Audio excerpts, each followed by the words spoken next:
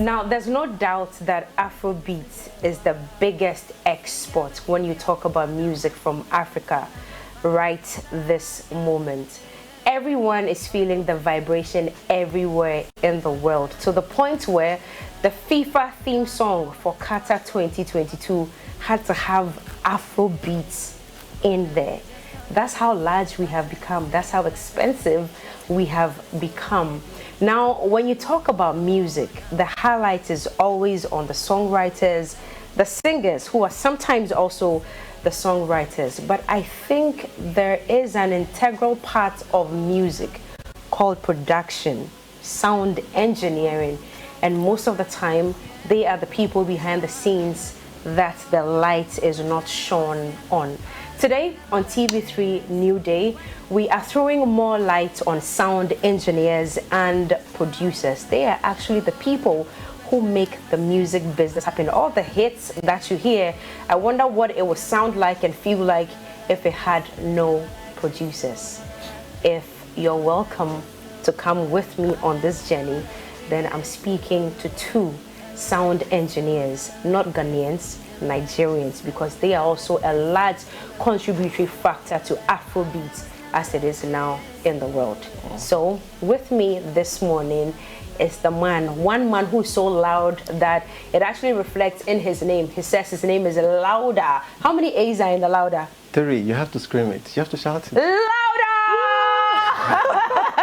No, but I thought you told me you were very calm. So how come you're doing Louddaaa? I mean, I'm calm, so my name has to be loud. It has to be loud. So they can blend. Okay. Yeah. All right. And there's another sweetheart of mine, one whose name I heard a long time ago. I've heard so much about because he's produced stuff for my own daughter, Jackie, but I've never met him. It's a pleasure to meet you today, SOSA. Nice to meet you. Nice to meet you, Cookie. All right. Are you guys ready for me? Yep. We brought Niger into Ghana today. Anyway, so let's get to business. Yeah. In my introduction, I made a statement. I don't know if you guys agree with me or not. Oftentimes when it comes to music, the highlight is on the musicians themselves, who are sometimes the artists, who are sometimes also the songwriters. Other times, other people write the songs for them. And last, like the Nigerians will say, is when you hear about the producers. Sometimes you don't even get to hear. Thank you. Do you guys think that there's, I don't even know how to coin this. Already you are agreeing that a lot of premium is not put on you. Yeah. What's the reason? Who wants to go first? Sosa, you want to go first? For me, I think it's for producers, it's a personal problem. You taking the music business seriously, you knowing what you deserve, you moving with a team in management. Those structures are very important for you to actually get to what you're doing. If you are just freestyling vibes, you're not going to get your words. So I feel like it's a very personal problem. If you don't want to work with somebody and you feel like they don't value you, there are different ways to take, there are different paths to take in the music industry. You understand? So sometimes relationship is more important. Sometimes there's financial, but I think it's all structure, personally. For Sosa, structure, does it differ for you, Louddaaa? Well, I mean, what he said is what we producers now had to put in place for us to get recognized. But I believe it doesn't have to get to that point whereby you need to, have to put all these things together. It just makes sense that as a producer and as an artist, you guys created something together. So when the song finally comes out, the attention should not be just on the artist alone. The artist should find a way, one way or the other, to give the producers their credit for the song. It's that bad that artists put out a song and don't even mention the producer's name. They don't even mention the engineer's name. So who produced the song for you? Did you go to the studio yourself? Who are the people behind the scene? So we don't get to know these people. Exactly. So we as producers now, we have to fight for that recognition ourselves. And that's why you hear people pull their tag, do the old management thing, and just for them to promote themselves. And she don't really get to that point. Part of the reason you guys put your tags on the songs. Yes. So sometimes in the beginning, sometimes in the middle somewhere, or maybe at the end. So everybody knows that it was Sosa who produced the song, or it was Louddaaa who produced it. There's no way you would know. In this industry, credit is actually currency. So you have to give credit where it's due, so that somebody else, especially like mixing engineers, they don't really get royalties. So what they can have is referrals. So to other people. Okay, they know, okay, this person makes this, so okay, I can hit this person for a job. Okay. I followed you a little bit. I'm yet to really follow SOSA, but I followed you a little bit, and I was excited when Don Jazzy put out that tweet about you when he mentioned that you started working with the Mavens in 2019, and how many years on? 4 years on. We are in 2022, correct? Yes. Yeah. So 4 or 5 years on, you are a hit maker. And I'm told that when it comes to Ira Star's EP, you actually produced 3 out of the 5 songs. When I was reading about you, I also realized that at a point in time you were on radio. Yes. Before all of this started. So the whole radio thing, not just radio alone. Okay. I mean, engineering, virtually every aspect of entertainment, you know, works with sound. So I've been privileged to work in virtually every angle of the entertainment business, both in the radio, TV, studio, live sound, rehearsal studios, you know, even animation. Yeah, I've done sound design for animations, and yeah, so I've done virtually everything about sound. Your life has been music. All my life. All your life. Yeah. It's funny how I knew I was going to be a sound engineer since I was 9. How did you know? I don't see how somebody can sit and write a song, put a beat on it, and it makes sense and it's a hit. I could never think, I could never do that. SOSA, he said he knew at 9 that he was going to be a sound engineer. When did you know? Sound engineer. Or a producer, let me put it that way, yeah. Oh, it was, I think like second year uni, so like 2016 or so. So you people knew a long time ago. Yeah. Wow. 2016. Yeah. And we are in what, 2022? Yeah. So that's what, some good 6 years, is it 8 or 6? 6 years. 6 years, yeah. So that's 6 years back you knew that you were going to be a producer. Yeah. How did you get here? Music is an expression. I think I started writing songs, very, very trash songs when I was in like GS2.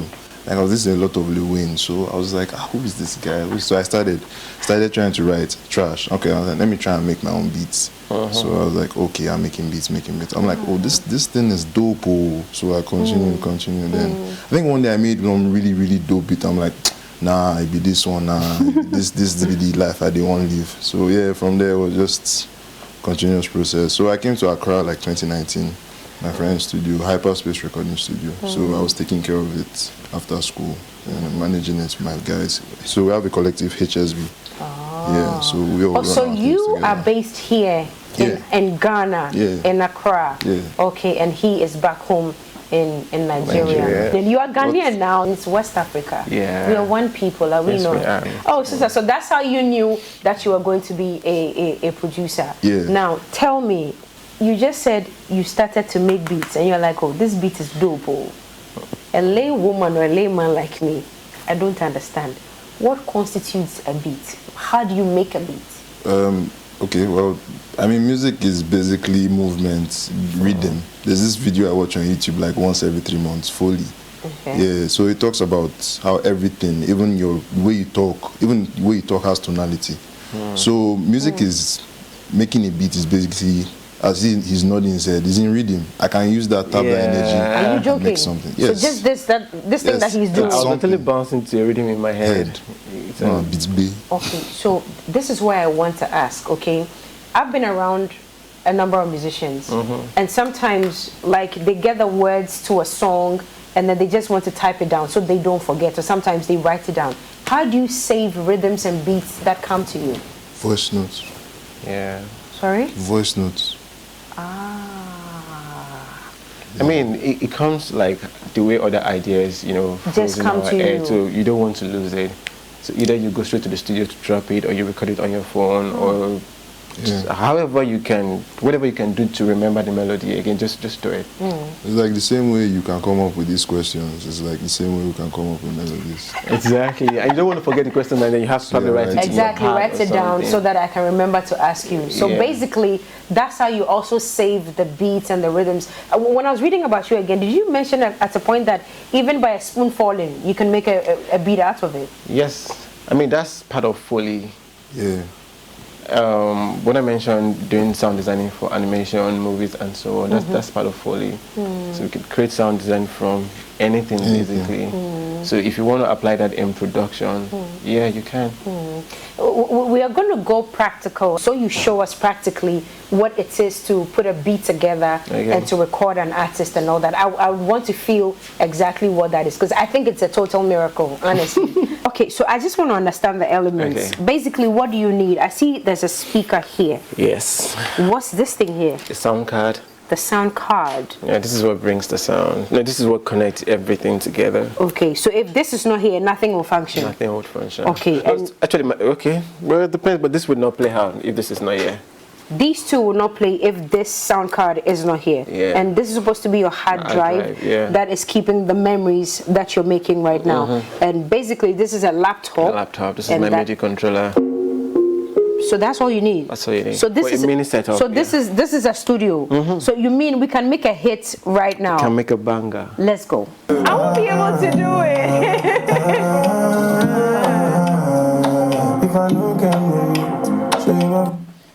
You'll be surprised. Really? To come out great. Ha! My music career is starting today. It's a chance for you, you know. I know, right? Please take it. So you're going to play, I'll hear it in my ears, and then I'll try to ad-lib, right? Yeah. Okay. This sounds funny.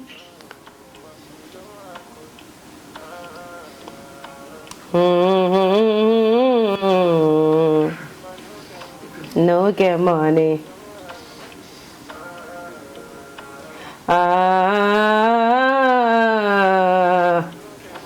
How did that sound? Do you want to hear what you sound like? Yes. And Daddy says yes.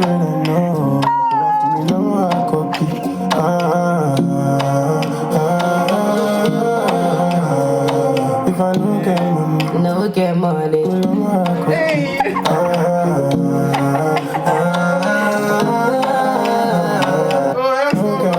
No get money.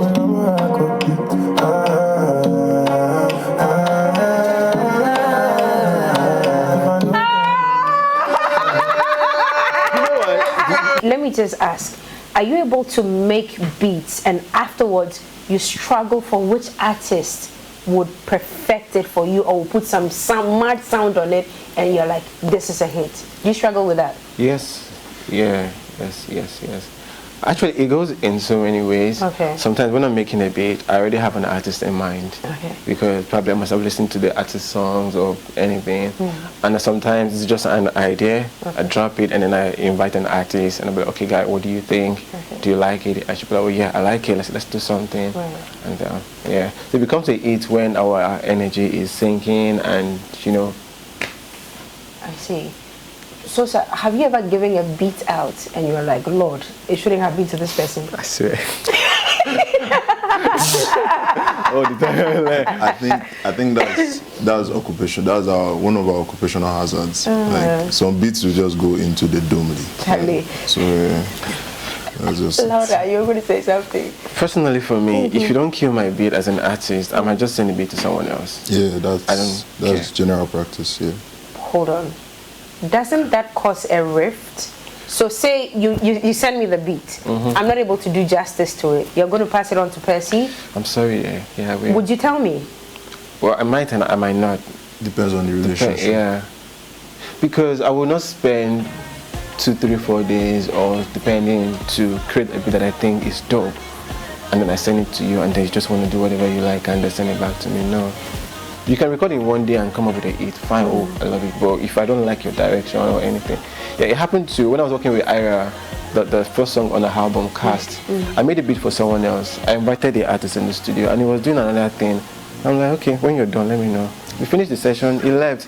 I muted his vocals. Ira came to the studio probably a few weeks later, and I played the same beat for her, and she loved it, and she did exactly what I had in mind. I'm like, yes, that's the song, and that happens to be the first song on the album.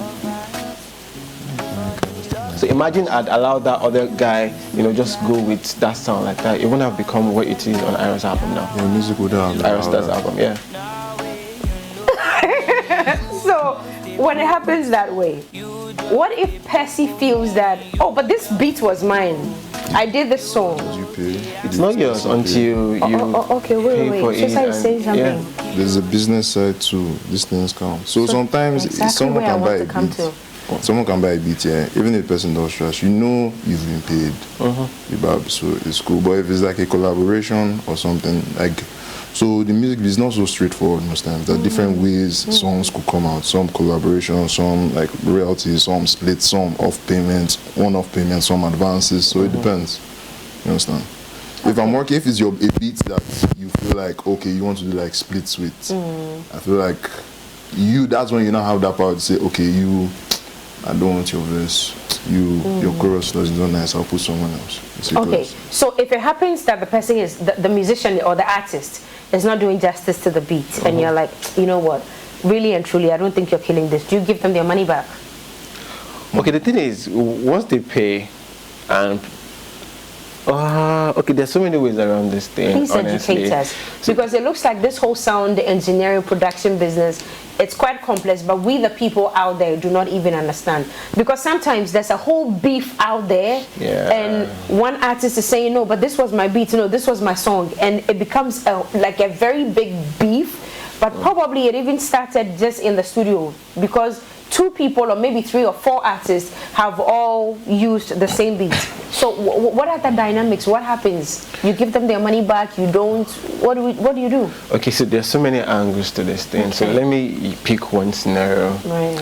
If I do a beat and I send it to an artist and you don't do justice to it, I can mute the vocals and send that beat to someone else. Mute the vocals? Yeah, and send it to someone else. So it becomes a problem if that new artist now probably use what this other artist did on the song before. So that becomes a problem. But if whatever this other artist is doing with the beat has nothing to do with what artist A did with the beat, then artist A doesn't have any business with the beat anymore. So she can take his or her lyrics to another producer to do the song. Okay, that's for that. And I don't want to go too deep into the business part, honestly, but that's like the simplest thing that can happen.